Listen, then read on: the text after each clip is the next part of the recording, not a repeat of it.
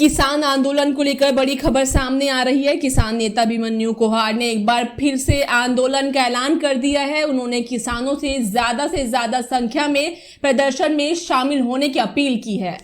किसान भाइयों, संयुक्त किसान मोर्चा, गैर राजनीतिक और किसान मजदूर मोर्चा ने एक कार्यक्रम की घोषणा करी है और कार्यक्रम ये है कि आगामी 2 मई को हमने अपने 3-4 मुद्दों को लेकर जिला सदर पे माननीय डीसी महोदय को ज्ञापन देना है, धरना प्रदर्शन करना है। जो हमारे विषय है, सबसे पहला ये कि जिन किसान भाइयों की फसल का नुकसान आगजनी में हो गया, आग लगने से हो गया, उनकी फसल की भरपाई कराई जावे। इसके अलावा जो 19 मार्च को जिस तरीके से बड़ा ही हिंसात्मक ढंग से दाता सिंहवाड़ा, खनौरी और शंभू मोर्चे पे पुलिस द्वारा कार्रवाई करी गई, हमारे किसान नेता बलवंत सिंह बहराम के समेत तमाम किसानों के साथ बदसलूकी करी गई, तो जिन लोगों ने, जिन पुलिस अधिकारियों ने वो बदसलूकी करी और मोर्चों पे हिंसात्मक ढंग से हमला किया, उनको सस्पेंड किया जाए, उनके ऊपर कार्रवाई करी जाए।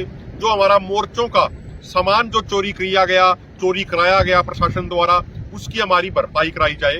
तो इन विषयों को लेके पूरे पंजाब में भी, पूरे हरियाणा में भी, राजस्थान में भी ये ज्ञापन देने का कार्यक्रम है। तो मेरी तमाम साथियों से ये हाथ जोड़ के प्रार्थना है, सारे साथी अधिक से अधिक संख्या में अपने जिले लेवल पे इस कार्यक्रम को करें। और मैं 2 बातें विशेष तौर पर और कहना चाह रहा हूं। जैसे हमारे हरियाणा के भी कुछ जिलों की विशेष कुछ मुद्दे हैं, विशेष कुछ समस्याएं हैं, उनको लेके भी हम प्रशासन से बात करेंगे। जैसे हमारा जिला सोनीपत में एक बहुत महत्वपूर्ण मुद्दा है कि 2023 में हमने एक धरना लगाया था रेलवे कॉरिडोर के साथ जो जमीन एक्वायरमेंट हो रही थी उसके मुआवजा बढ़वाने के लिए। तो लगभग 1 साल तक चले लंबे संघर्ष के बाद हमारा मुआवजा बढ़ाया गया था सरकार द्वारा, लेकिन 1.25 साल हो चुका है, हमारे बढ़े हुए मुआवजे के लिखित आदेश आ चुके हैं, लेकिन अब तक किसानों को बढ़ा हुआ मुआवजा नहीं मिला। कई प्रशासनिक अधिकारियों ने बताया कि किसानों के जो मुआवजा बढ़ा है उसकी टोटल राशि 18 करोड़ रुपया है, तो 18 करोड़ रुपया अब तक किसानों को नहीं मिला है। तो सबसे बड़ा सवाल ये खड़ा होता है कि उस 18 करोड़ रुपए का ब्याज कौन खा रहा है? क्या राजनेता खा रहे हैं, क्या अधिकारी खा रहे हैं, कौन खा रहा है? ये एक बड़ी चर्चा का विषय है, कि ये बड़ी इन्वेस्टिगेशन का विषय है।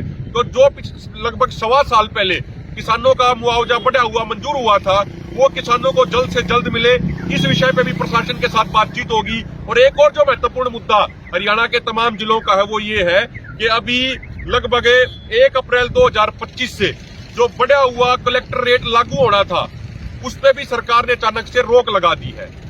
हम ये कहना चाह रहे हैं कि बढ़ती महंगाई के अनुसार जमीन का रेट भी बढ़ता है, जमीन की कीमत भी बढ़ती है। तो रूल के अनुसार हर साल 1 अप्रैल 2025 को बढ़ाया जाना चाहिए, हर साल की 1 अप्रैल को, लेकिन अब की बार रोक लगा दी। क्यों लगा दी? क्योंकि भाई जो शहर में कोई प्रॉपर्टी डीलरी का काम करने वाले हैं, कोई रियल एस्टेट करने का काम करने वाले हैं, जो बिल्डर हैं, जो कंपनियां हैं, उन कॉर्पोरेट घरानों को फायदा पहुंचाने के लिए किसानों का कलेक्टर रेट नहीं बढ़ाया जा रहा। क्योंकि अगर किसानों का कलेक्टर रेट बढ़ेगा और कहीं पे गवर्नमेंट जमीन की एक्वायरमेंट करेगी तो किसानों को ज्यादा मुआवजा देना पड़ेगा, कंपनियों को ज्यादा पैसा देना पड़ेगा। इसलिए कंपनियों को, कॉर्पोरेट घरानों को, रियल एस्टेट के लोगों को फायदा पहुंचाने के लिए ये बढ़े हुए कलेक्टर रेट पे रोक लगा दी गई है, जिसका पूरा हरियाणा किसान सरासर पूरे तरीके से विरोध करता है।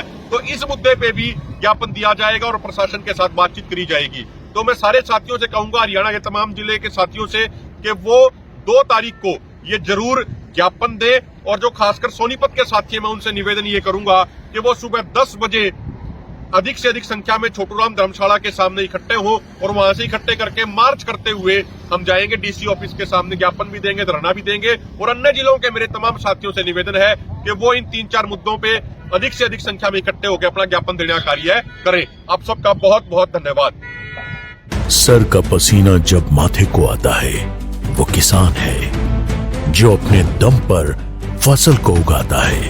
आन है, बान है, शान है, किसान है। किसान इंडिया, चलेगा हल, बढ़ेगा बल।